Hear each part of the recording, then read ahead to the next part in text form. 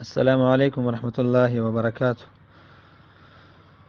زموږ د نن ورځې د خپرونې موضوع ده د واده د اولې شپې بعضې آداب.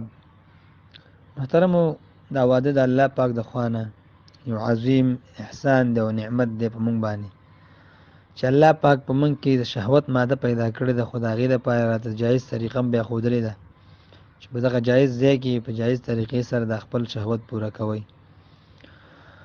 او رسول الله صلی الله علیه وسلم یو ځل وفرمایل چې څوک خپل بیبي سره کوروالی کوي دته په دې باندې الله پاک اجر ورکوي.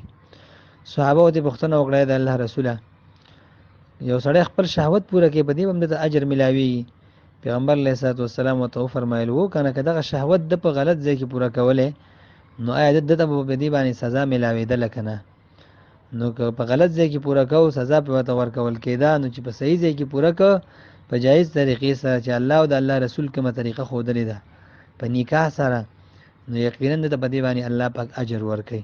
نو زموږ دین ښکلی دین دی، هم خپل شهوت پوره کوه، هم الله پاک د په دې باندې اجر هم درکوي.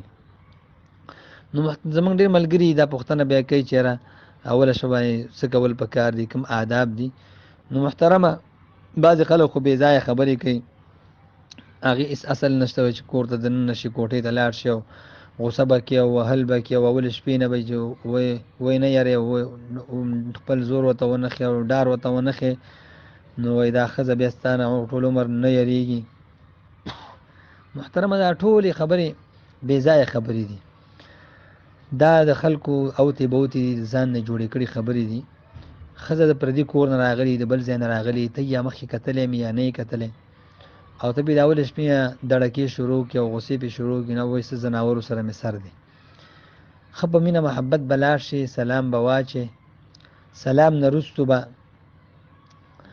هغې ته به ووایې چې راځه راپاڅېږه او یو 2 رکعته شکرانه مونځ وکړو، نفل دا مستحب دی.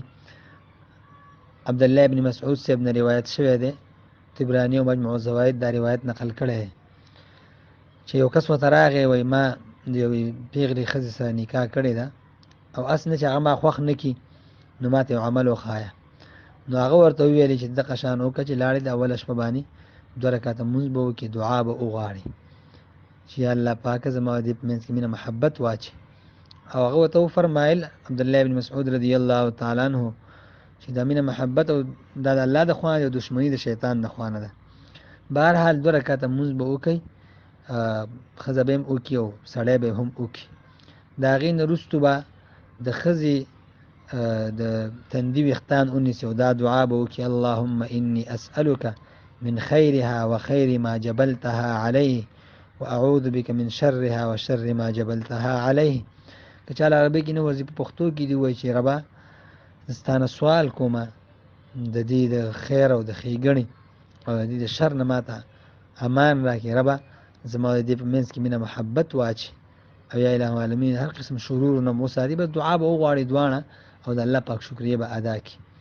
د هغې نه وروستو به سړی د شروع کړي او د مینې محبت خبرې به کوي او بیا چې کوم ازدواجي اړیکې دي هغه به سره وپالي او کوشش دی وکړي چې څومره په پرده کې دا خپل شهوت پوره کولی شي. شریعت د خوا نه داسې پابندي نشته چې مثلا ګروپ مړ شي یا ګروپ لګېدلی وي بل پاتې شي. سړی د ښځې سر نه واله خپو پورې ټول اندام ته کتلی شي او ښځه د سړي د سر نه واله خپو پورې ټول اندام ته کتلی شي، جایز او روا دي، په دې کې کوم مشکل نشته دی. خو بهتره دا ده چې سړی په پرده کې وي، ښځه هم په پرده کې وي او ډېر زیات ځان نه بې پردې کوي. او کله چې کوروالي ته اراده وکړي هغې نه مخکې دا دعا ووایي: بسم الله اللهم جنبنا الشیطان وجنب الشیطان ما رزقتنا. که چاته عربی کې نه ورځي نو پښتو کې دی ووایي: یا الله موږ د شیطان نه وساتي او د شیطان نه وساتي هغه اولاد چې ته موږ ته راکې. حدیث شریف کې راځي څوک چې دا دعا وغواړي شیطان ونه لرې شي، او که دا دعا یې ونه ویله نو شیطان د سره په دې کوروالي کې هم شریک وي او لګی وي. د هغې نه وروستو به خپل ازدواجي اړیکې سره برابر کړي او خپل شهوت به پوره کړي. او بله خبره دا ده چې ډېر خلک په خپله ښځه باندې بدګمانه کېږي چې یاره ناپوهه وي، پته ورته نه وي، خلکو نه خبرې اورېدلې وي چې ولا د بکارت چې کومه پرده وي چې په دې شپه باندې ځایله کېږي، ختمېږي، دی به داسې سوچ کوي چې دا به د وینو یو سیلاب را روان وي، حالانکې هغه شان نه وي. کومې زنانه چې په بکارت پرده وي نو هغه که سړی کوروالی وکړي وروسته په یو ټوټه باندې ځان پاک کړي، معمولي د وینې هغه اثرات وي، نو دقه د بکارت هغه پرده وي چې زایله شي. او که چېرته احیانا د کومې زنانه د بکارت پرده نه وه نو سړی د خپله بیبي باندې بدګماني نه کوي، ځکه ډېرې طریقې دي چې په هغې سره د بکارت پرده دا ختمېږي او د منځه ځي، چې یو د هغې نه مثلا دغه میاشتني مریضتیا ده دا ډېره شي، یا یو ناڅاپه راشي، یا یو دروند شی اوچت کړي، یا په ملا باندې ګزار وخوري، یا وغورځېږي، یا داسې ټوپ ووهي، هغې دې ټولو شیانو سره دا د بکارت پرده زایله کېږي.